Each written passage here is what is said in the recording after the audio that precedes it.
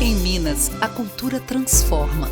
Transforma o nosso jeito de ser, de olhar e entender o mundo. Transforma o nosso dia a dia, com atrações que surpreendem e encantam.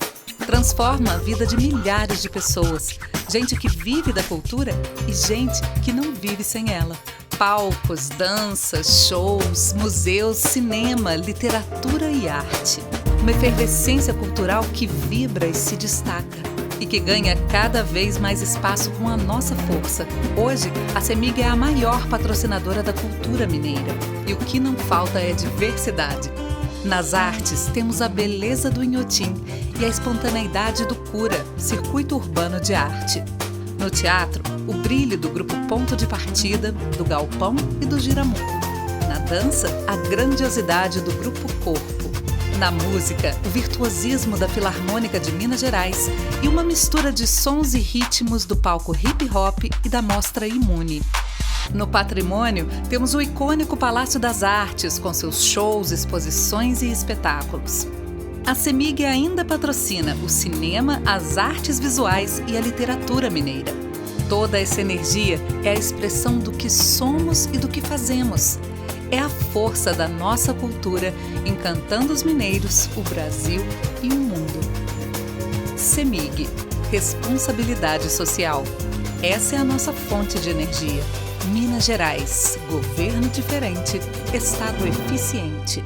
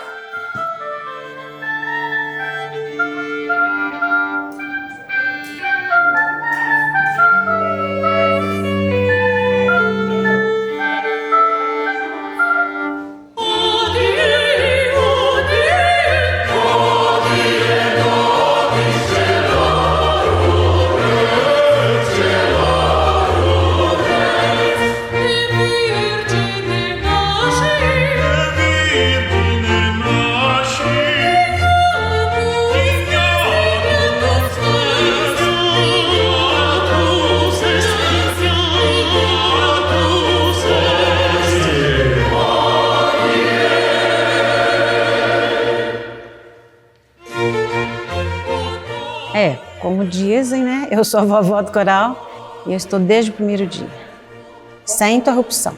Olha, desde que começou, até antes do Ticula, a gente começou um grupinho, ensaiando assim, para ocupar o tempo até.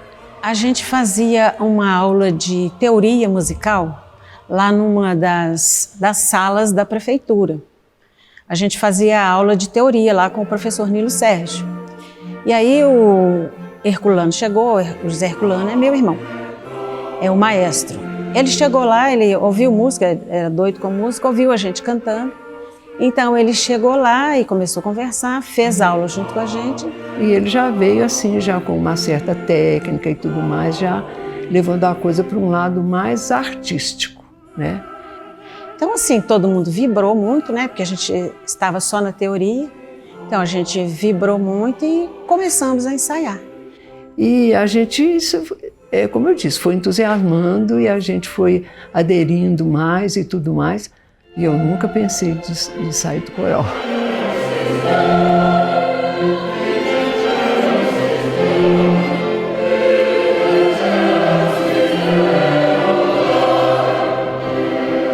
Eu lembro que eu assisti, né, um concerto lá em Congonhas, que era da divulgação do último CD do coral.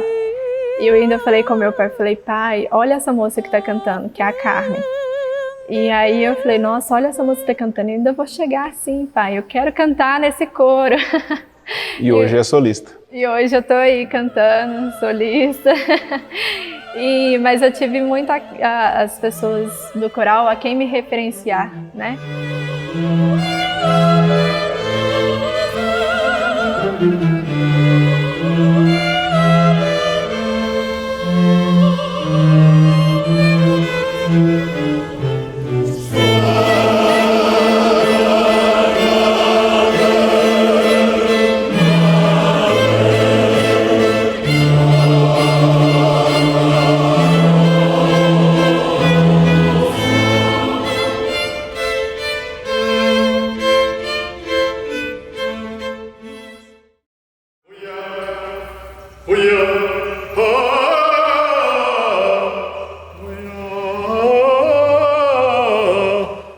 Mas lidar com esse grupo é desafiador, como você liderar qualquer grupo, né? Qualquer grupo. Mas aqui a gente tem são 35 anos que eu estou aqui na frente e sempre tive essa harmonia. Lidei muito bem com isso, né? Eles sempre respeitei todo cantor, todo aluno, e eles me respeitam também muito. E é interessante porque você tem os diversos níveis, nível social, econômico, financeiro, profissões diferentes, mas quando ele está aqui dentro, ele é um cantor.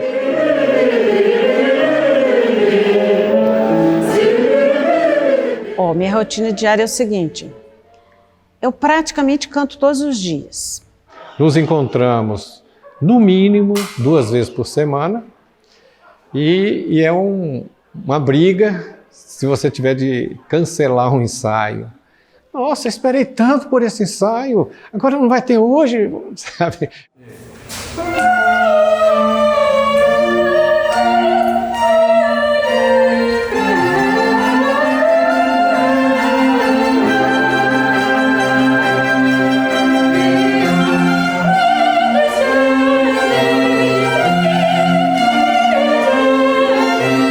Ao longo desses 35 anos, a não ser com um aviso muito prévio, muito jeito, eu nunca cancelei um ensaio. Toda quarta-feira tem um momento cultural que o maestro coloca a música, então a gente participa praticamente o dia inteiro. A gente participa daquele momento cultural, faz pesquisas sobre os compositores. E final de semana, no sábado, eu dou aula para crianças, dou aula de canto. Então, praticamente eu canto todos os dias, porque tem que preparar as aulas das crianças também, né? Então, é de domingo a domingo.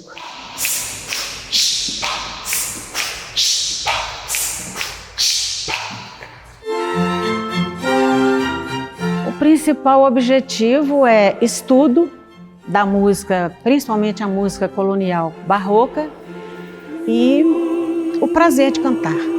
A gente tem muita satisfação. É muito bom cantar.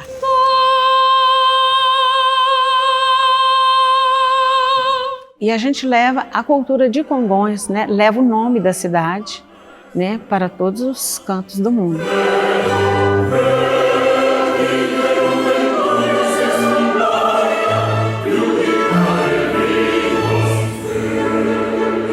O coral é o seguinte, lá em Congonhas, a arquitetura barroca, né, assim, é o maior conjunto, né, da América Latina, ou do mundo, sei lá. Então tem as obras do Aleijadinho e aquilo ali, assim, condiz muito com o tipo de música que a gente faz. Então tem muito a ver, assim, o estilo é o mesmo, da arquitetura com a música.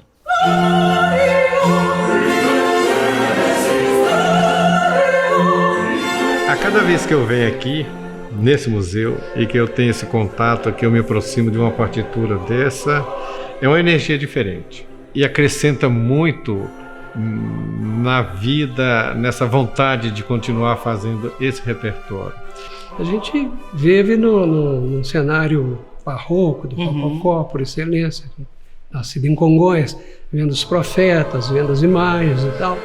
E eu tomar contato com a música colonial mineira, como reproduzir isso como era no século XVIII, com a mesma emoção, com a mesma energia.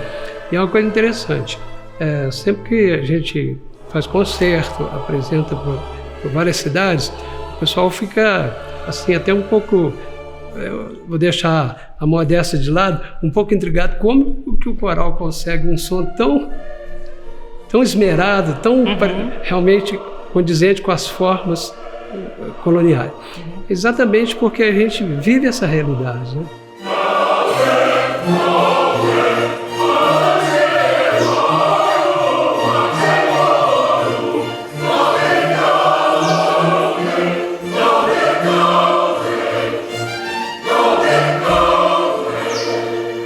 Teve um momento em que eu passei, né, enfim, vendo essa questão da celebração na rua, vendo essa questão de uma paisagem sonora e me perguntei, será que teve alguma música, né, que foi realizada aqui em conexão com essa questão que é da imagem que é tão forte. E aí, muito tempo depois, né, quando eu vim para cá trabalhar, eu descobri que essa também é uma pergunta que foi parecida com o que gerou essa necessidade de criar um lugar para colocar essa música, né? Assim, sim, houve, né? Assim, se tinha uma arquitetura barroca, a gente tem uma pintura barroca, a gente tem tantas informações do ponto de vista visual que são tão consolidadas, a música também existiu.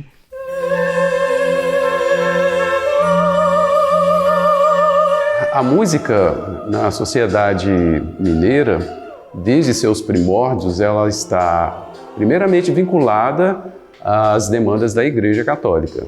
A música que se fazia era uma música importada praticamente. E surge então a figura do mulato, que é esse indivíduo social que não é nem o dominante, mas também não é o escravizado. Ele ocupa essa faixa intermediária da camada social. E curiosamente, esse indivíduo ele assimila, ele se apropria da música de modelo europeia. No entanto, com certeza tem, vamos dizer assim, as suas modificações e as suas adequações. Porém, está faltando ainda, nesse meio da ciência da musicologia, se debruçar mais intensamente, mais amplamente sobre o exame do processo composicional. Existe uma obra gravada num projeto a partir do Museu da Música de Mariana, que a parte do segundo violino é perfeitamente tal como a parte de um lundum, de uma música de matriz africana, de um batuque, igualzinho. Então você vê que tem, mas assim, num olhar mais amplo, você identifica aquilo como europeu.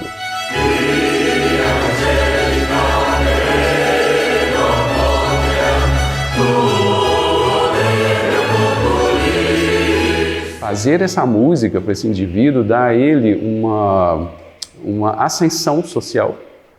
Ele se aproxima da classe dominante e se afasta da classe dominada. E eram muito bem remunerados. Eu vi registros de, enquanto Manuel Dias escrevia uma obra de 16 dias para uma irmandade, que era a Irmandade dos Homens Pardos de São José del Rei, hoje Tiradentes, ele ganhou o referente ao Aleijadinho trabalhando 6 meses em Congonhas.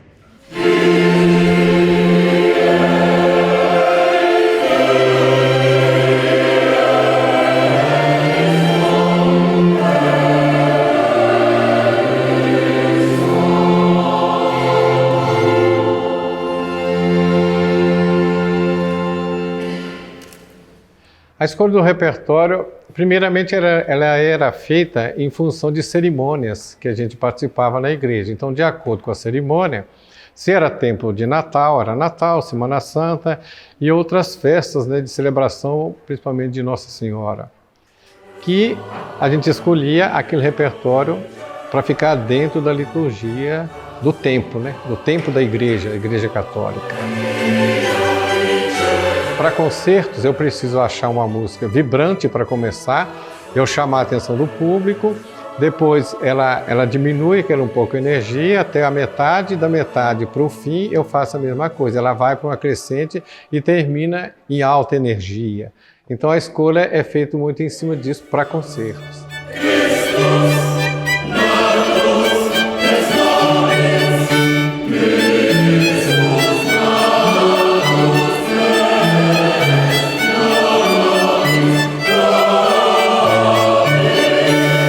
Normalmente, né, a principal característica dessa música é ser sacra. Porque elas foram escritas mesmo assim para cerimônias litúrgicas, para elevar a alma, para a pessoa se ligar mais naquilo que está acontecendo ali, na liturgia, né? E eu acho que isso me comunica, essa música me comunica isso, sim. Buscava servir ao rito católico, né? Colocando agora no prisma, na perspectiva artística, ela então seguia isso. Os textos musicais, os textos, aliás, que eram cantados, eram textos da liturgia católica. Agora, curiosamente, a música não. Tira o texto e deixa a música. essa música é completamente profana. É música de teatro.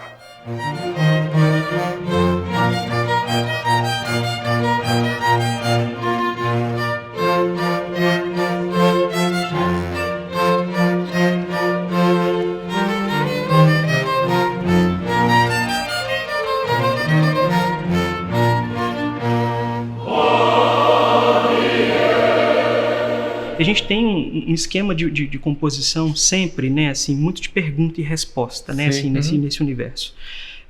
Que é o responsório? O responsório, por exemplo, pode ser, né, assim, conectado a essas questões que são estabelecidas em outras obras. E é interessante porque ele é móvel, né, assim. Então ele pode servir a um contexto de antífona, a uma outra litania, enfim. É sempre muito interessante observar que parece que nasce dessa ideia de uma música com uma voz e que vai se replicando e sendo respondida por outras, né? Sim, sim.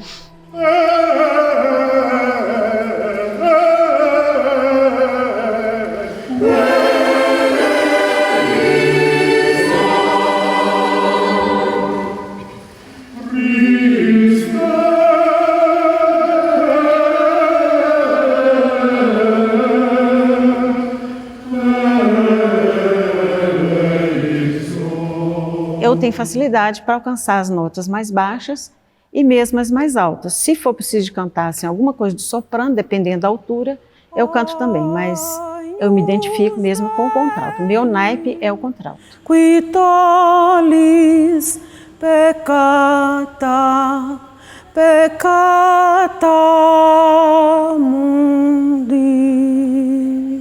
Tota pulcra es Maria, et macula originalis. Esse é o comecinho dela, a parte do contralto. Eu sou barítono.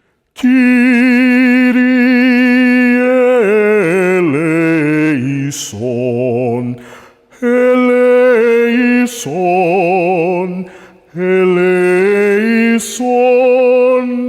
Eu sou solista, mas se eu for cantar com coro, né, eu igualo a minha voz de forma que fica harmonioso, tudo no mesmo nível, né, vocal assim. E não tem nada de a mais por fazer solo, não. A preparação é a mesma.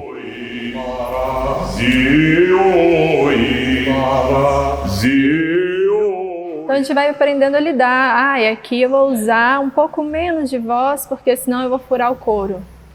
Não, aqui é o meu momento, né, de fazer o meu solo. Então eu vou usar mais da minha voz para poder projetar a minha voz até o final. Você vai fazer um concerto muito importante. Então, você sabe que aquela pessoa ali, ela dedica, ela estuda, ela está vivendo profissionalmente daquilo. Se ele tem aquele potencial desse jeito, hoje o nosso coro precisa mostrar esse. E as pessoas mesmo sugerem, nem eu não vou fazer, deixa o outro fazer. A voz dele está muito melhor que a minha.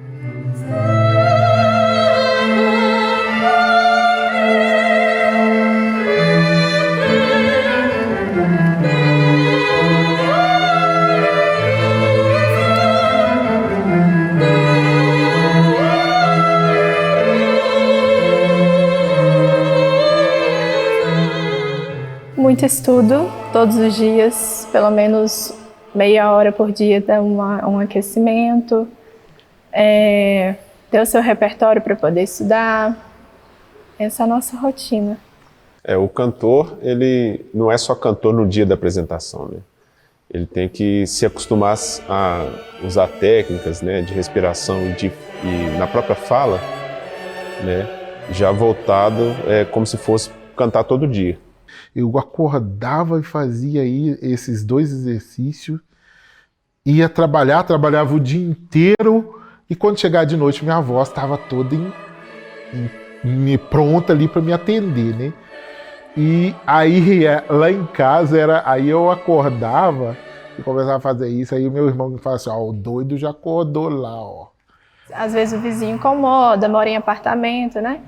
Mas como a minha família já é dessa área, assim, então já tá meio caminho andado.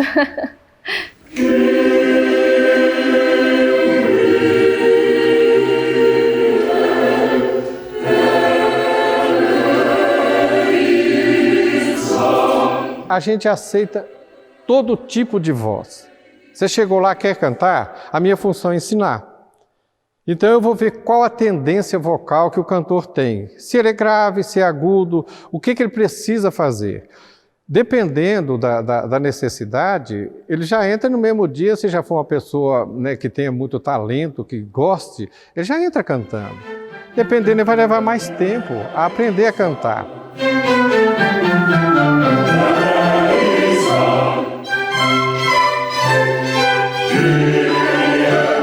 Então, quando você canta, você sabe exatamente que horas e qual a cerimônia que estava acontecendo.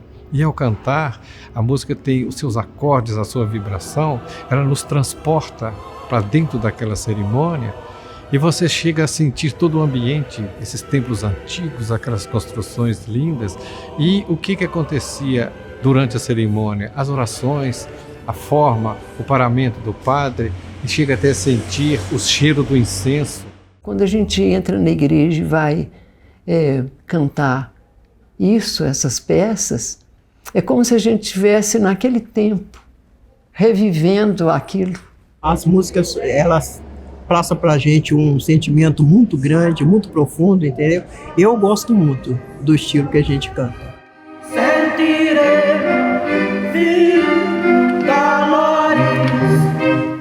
E aí, quando eu faço isso e consigo que o meu cantor entre nesse espírito, aquela falta de técnica, aquilo, né, às vezes até já mais idade ou novinho ainda, você compensa com essa energia que brota, né?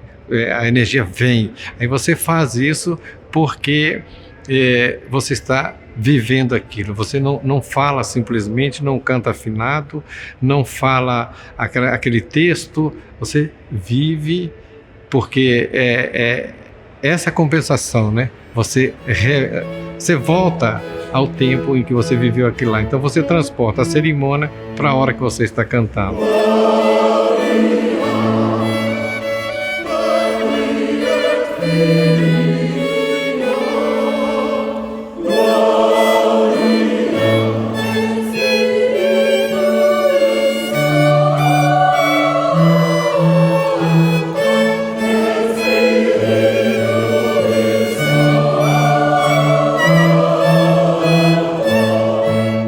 Tento sempre buscar o período que ela foi composta, o próprio compositor e inclusive a tradução, para ver o que sentimento que ela vai me passar, para eu poder passar para o público, né? Eu acho isso o ponto-chave, assim.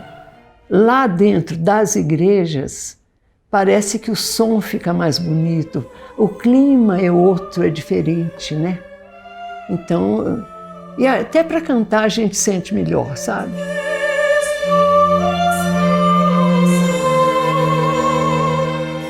A gente não sabe nem como explicar, é muito intenso. Olha, eu falo que vocês trouxeram um pedacinho do céu pra gente. É o momento de trazer esperança. Nós estamos num momento de reconstrução. E com o passar do tempo a gente tá vendo aí tantos acontecimentos, tanto sofrimento, eu acho que a música conforta a alma.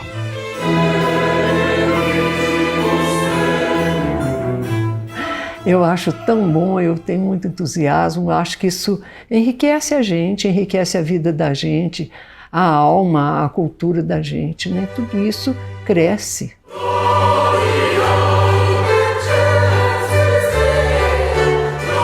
Nós trabalhamos tanto tempo assim, sem ter um reconhecimento, aquela coisa toda, e hoje nós estamos tendo, né? Aí pra gente é emocionante, né? Todo esse reconhecimento. Tem 15 anos que eu toco em casamento, por causa de eu ter entrado no coral. Então, assim, a música me abriu muitos caminhos, né? Me deu oportunidades que eu sempre falo isso com meus pais, com os meus irmãos, que talvez eu não teria.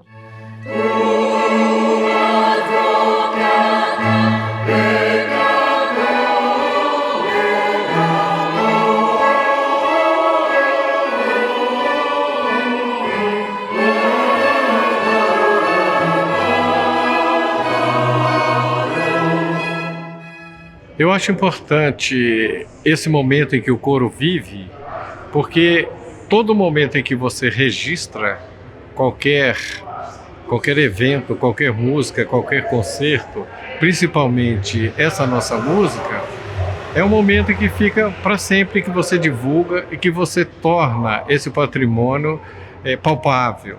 Porque enquanto você tem a partitura nos museus, nos grandes arquivos, ela simplesmente escrita, ela não tem vida. Porque como é uma história, a gente, às vezes, uma coisa que acontece hoje é fruto, né, de coisas que aconteceram no passado. Passar isso para frente, né, que é uma cultura muito importante para nós, né, então a gente não deve deixar esquecida, né, e acabar. Primeiro porque é belo, né, e o belo importa, o belo é muito importante. Eu acho que ela ainda atende a certos anseios, sabe, de desenvolvimento de educação estética, para que o povo escute, né, assim como vê essas igrejas e assim como isso ainda nos dá um alento, ainda nos dá conexão com a terra, conexão com os ancestrais, conexão com a beleza, né, que é uma necessidade humana.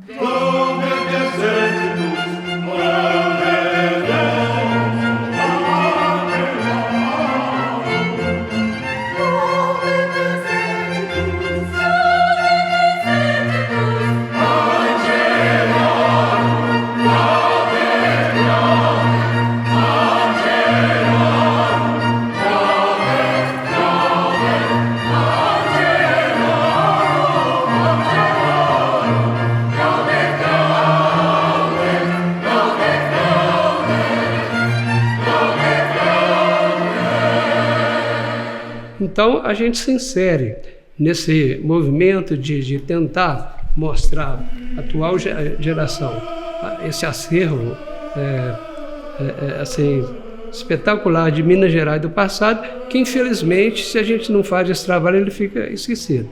Como lidar com a memória, assim? Eu acho que tem uma coisa que o Coral Cidade dos Profetas faz nesse desafio, que é exatamente criar essa ponte, né? Assim, a gente não tem como realizar uma música sacra do século XVIII resgatando todas as práticas de pronúncias e sonoridades, né? Assim, sem nos sentirmos com os pés no chão no presente, né? Assim, e eu acho que isso ganha muito mais força quando a gente pensa a interpretação como uma coisa entre esses valores, né? Assim, entre vocês que estão buscando a sua forma de interpretar com um objetivo claro nessas fontes que são do passado, para um público que está aqui agora para descobrir por meio do trabalho de vocês como é que isso pode soar, né? Assim,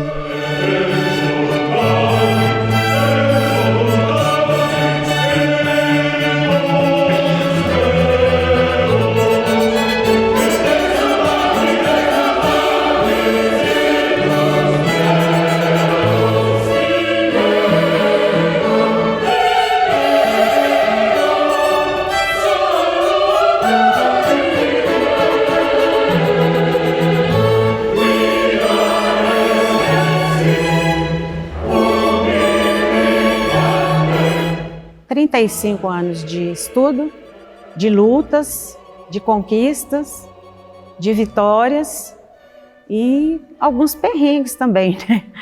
Porque nem tudo são flores, né? Mas o saldo maior é de vitórias.